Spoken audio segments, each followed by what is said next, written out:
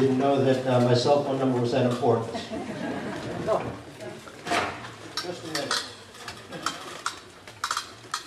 Yep. Okay, get the draggers out, you're going to need them.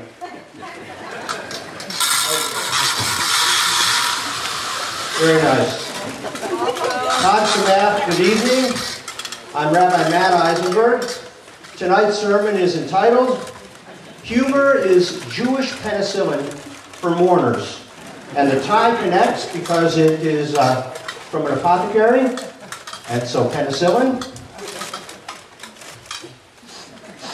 Is it just me, or does it smell like up Rabbi in here? What's up, Rabbi?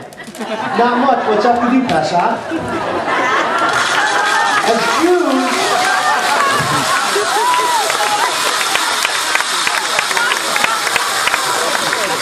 well, as Jews, we love to laugh and make fun and kid around and make light of our enemies. Purim is a great opportunity to make merry, or for merrymaking, especially after Haman's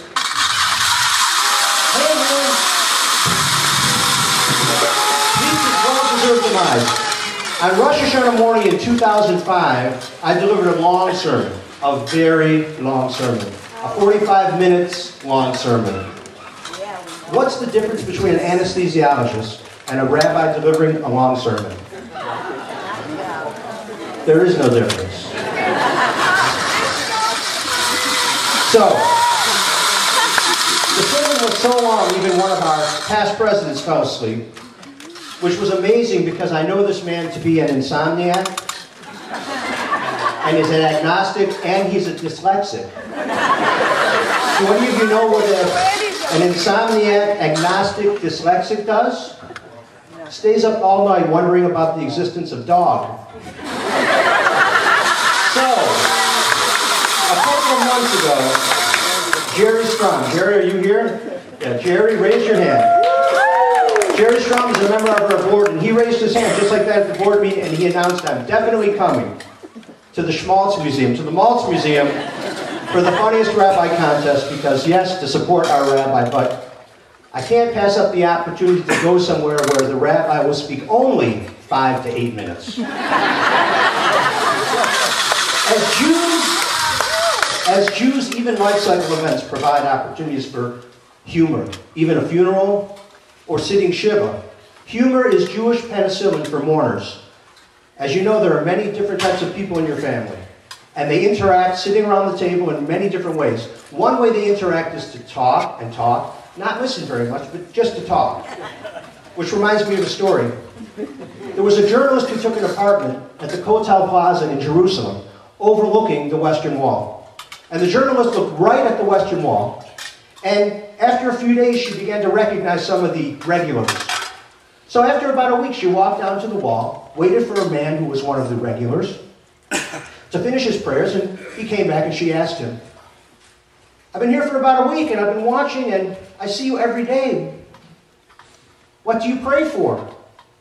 And the man responded, well, I come here every day to pray for the peace of Jerusalem, to pray for my entire family, my wife, my children, that everybody should be healthy and happy. And I've been coming here every day, even Shabbos, for more than 5 years. She says, that takes incredible dedication. It's amazing. You come every day for 5 years to pray. So how's this praying going? How do you think it's going? He said, well, it feels like I'm talking to a wall.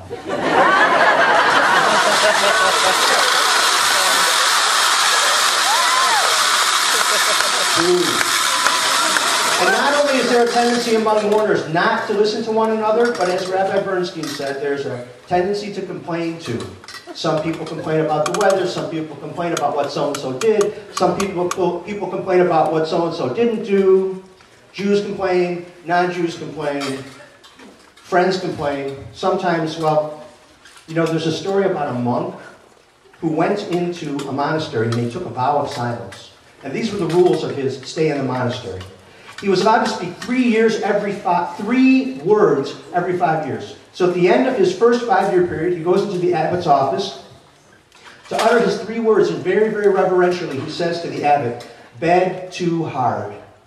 5 years later, passed in total silence. Again, he comes in to see the abbot, and he says very reverently, "Food too cold." Another 5 years passes in silence. Once again, the monk meets with the abbot, and he says, "Room too small."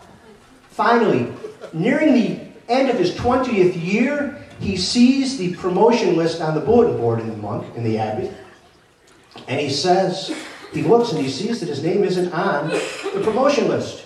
So he goes in to see the abbot, and he utters his 3 words. He says, "Why no promotion?" And the abbot screams at him, "Why no promotion? Why no promotion? Because for the last 20 years, all I ever hear from you is fetch, fetch, fetch."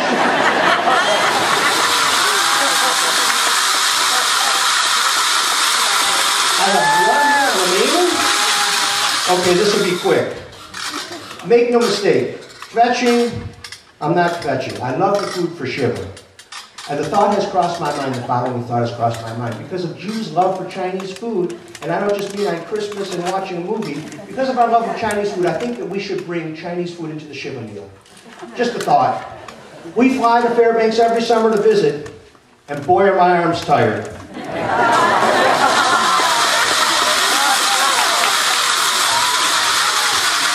We go to Alaska because we like wildlife.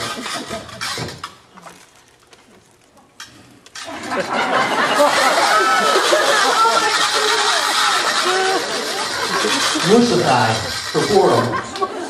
So we go to Alaska every summer, but we, just like Purim is on a day that Haman cast lots for the day. Too hot. Haman cast lots for the day to kill the Jews. We cast lots for the day, then the month to go. We go during anti-Semitic month. We go to Alaska every summer in July. July. And actually, look, it gets worse because in the state capital of Alaska we also avoid because it's anti-Semitic. Jew, no. So, Chinese food. The best Chinese food we've ever eaten is in a place called, in North Pole, Alaska, called the Pagoda Restaurant. I'm kidding you not. I'm finished. So I have 1 minute? I have 1 minute, okay.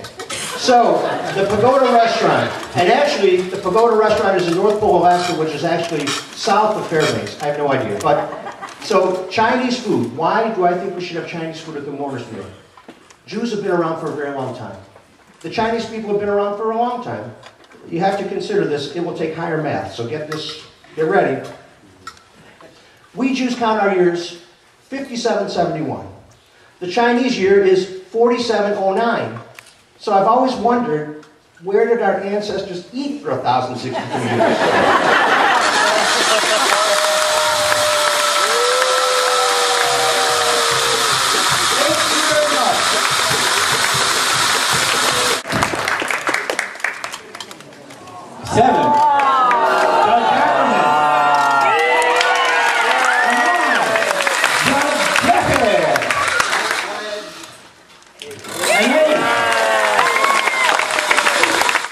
Thank you, the Rabbi Eisenberg.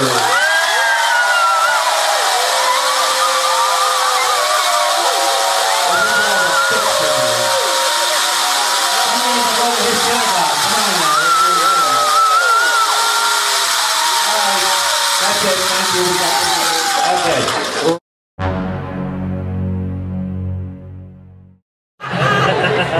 The Rabbi who was first runner-up, who in the event, any time during the year,